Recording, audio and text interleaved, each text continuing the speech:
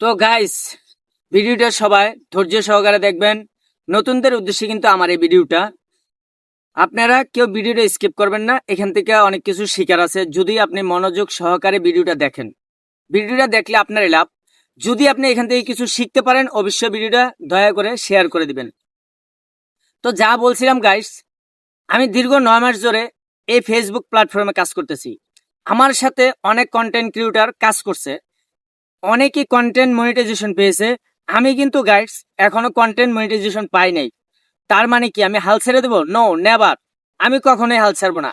আমি এখান থেকে সফলতা অর্জন করার উদ্দেশ্য এখানে এসেছি। তা আমি আপনাদেরকে বলতে চাই, আমরা অনেকেই নতুন কন্টেন্ট ক্রিয়েটর এখানে এসে ধৈর্য হারা হয়ে যাই। আমি বলি কি ভাই, এখানে ধৈর্য হারা হওয়া যাবে না। ফেসবুকে আপনি প্রচুর পরিমাণ সময় দিতে হবে।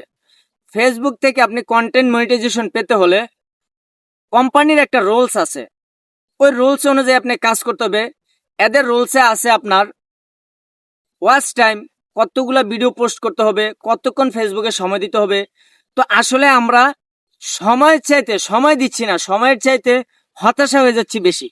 এখানে আমি বলি কি ভাই, হতাশা হওয়া যাবে না। আমার সাথে যারা কাজ করতো তারা কন্টেন্ট মনিটাইজেশন পাইছে, মোটামুটি ইনকাম করছে, আবার কিছু ঝরে গেছে। আমার সাথে যারা ছিল কিছু ঝরে গেছে, কিন্তু ভাই আমি হাল ছাড়িনি, আমি লেগে আছি। আমার মনের একটা শক্তি আছে, আত্মবিশ্বাস আছে নিজের প্রতি, যে আমি এখান থেকে কিছু একটা সফলতা অর্জন করবো ইনশাল্লাহ।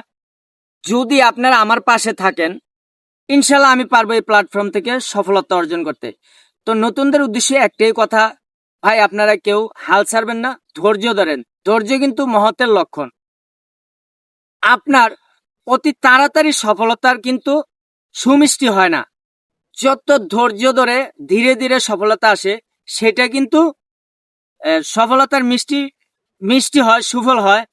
যাই হোক, আমি আর এই ভিডিওটা লম্বা করবো না। সবাই ধৈর্য সহকারে ভিডিওটা দেখবেন। আসসালামু আলাইকুম সবাইকে।